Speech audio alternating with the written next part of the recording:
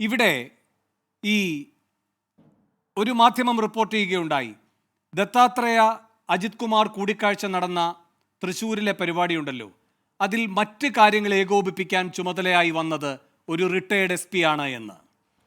പിന്നെ അൻവറിൻ്റെ തന്നെ ഒരു ഫേസ്ബുക്കിലൂടെ അൻവർ പുറത്തുവിട്ട ചിത്രം സഹിതമുള്ള വിവരം നമ്മുടെ മുന്നിലുണ്ട്.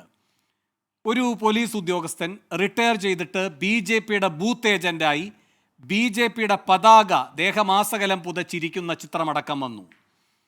ഇപ്പോൾ അറിയാൻ കഴിയുന്നത് അൻവർ തന്നെ പുറത്തു കൊണ്ടുവന്ന ഈ പോലീസിലെ രേഖയുണ്ടല്ലോ, സന്ദീപാനന്ദഗിരിയുടെ ആശ്രമം കത്തിക്കലുമായി ബന്ധപ്പെട്ട് അത് അന്വേഷിച്ച DYSP ആയിട്ടുള്ളൊരു രാജേഷ്, അദ്ദേഹം ഇപ്പോൾ BJP പ്രവർത്തകനാണെന്ന് അറിയുന്നു, അദ്ദേഹം ഈ ചുമതലയിൽ നിന്നിറങ്ങിയതിന് ശേഷം.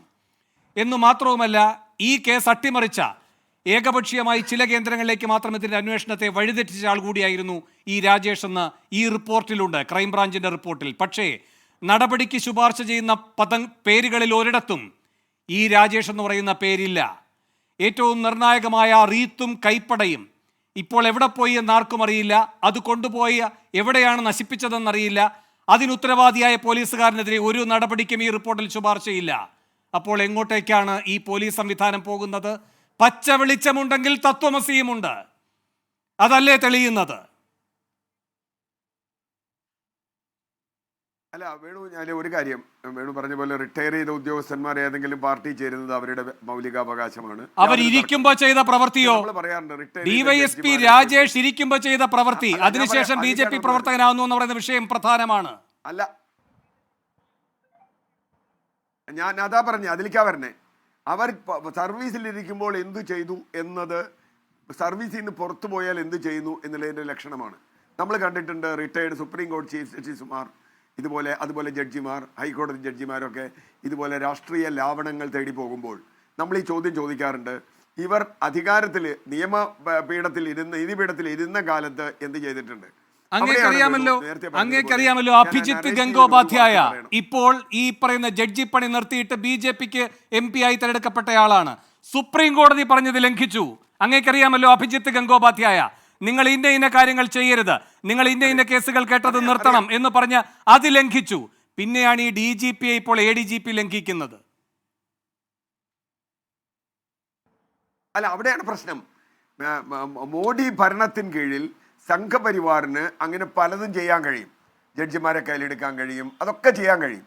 പക്ഷേ അതേ പണി ഇടതുപക്ഷ മുഖ്യമന്ത്രി ഭരിക്കുന്ന കേരളത്തിൽ നടക്കുമ്പോഴാണ് നമ്മളെ ഞെട്ടിക്കുന്നത്, അല്ലേ? അല്ലെങ്കിൽ എന്താ പ്രശ്നം? ഇപ്പൊ കേരളത്തിൽ BJP ആണ് ഭരിക്കുന്നതെങ്കിൽ, അല്ലെങ്കിൽ ആരിഫ് മുഹമ്മദ് ഖാനെ പോലെ ഒരാളാണ് കേരളത്തിൽ പ്രസിഡന്റ് ഭരണം, അങ്ങനെ പാടുണ്ടോന്ന് എനിക്കറിയില്ല, പ്രഖ്യാപിക്കുന്നതെന്ന് നോക്കിയാൽ വാദത്തിന് വേണ്ടി, എന്തായിരിക്കും കേരളത്തിൽ ഉണ്ടാവുക? നമുക്ക് എന്തെങ്കിലും അത്ഭുതമുണ്ടോ? എനിക്കോ വേണൂരോ എന്തെങ്കിലും അത്ഭുതമുണ്ടോ? അതിനിടയ്ക്ക് അങ്ങ് ഒരു കാര്യം കൂടി അറിഞ്ഞല്ലോ, അല്ല പ്രസിഡന്റ് ഭരണം എന്ന് പറഞ്ഞുകൊണ്ടാണ് അങ്ങ് ഒരു കാര്യം അറിഞ്ഞല്ലോ, ഈ ഡൽഹിയിലെ കാര്യം അങ്ങയുടെ ശ്രദ്ധയിലുണ്ടല്ലോ. അങ്ങ് ആപ്പുമായി നേരത്തെ ബന്ധപ്പെട്ട് പ്രവർത്തിച്ചിട്ടുള്ള ആളുമാണല്ലോ. കെജ്രിവാൾ അകത്ത് കിടക്കുന്ന സമയം നോക്കി BJP ഒരു നിവേദനം രാഷ്ട്രപതിക്ക് കൊടുക്കുന്നു. അവിടെ ഭരണ പ്രതിസന്ധിയാണ്, അതുകൊണ്ട് കേന്ദ്രം തന്നെ ഇടപെടണമെന്ന്. രാഷ്ട്രപതി എന്ത് ചെയ്യുന്നു? അത് കേന്ദ്ര സർക്കാരിന് കൈമാറുന്നു. ഒരു നിവേദനവും യാദൃച്ഛികമല്ല. അല്ല, അതാ ഞാൻ പറഞ്ഞേ, ഞാനൊരു ഉദാഹരണം പറഞ്ഞതാണ്. അങ്ങനെ ചെയ്തുകൂടാന്നൊന്നുമില്ല.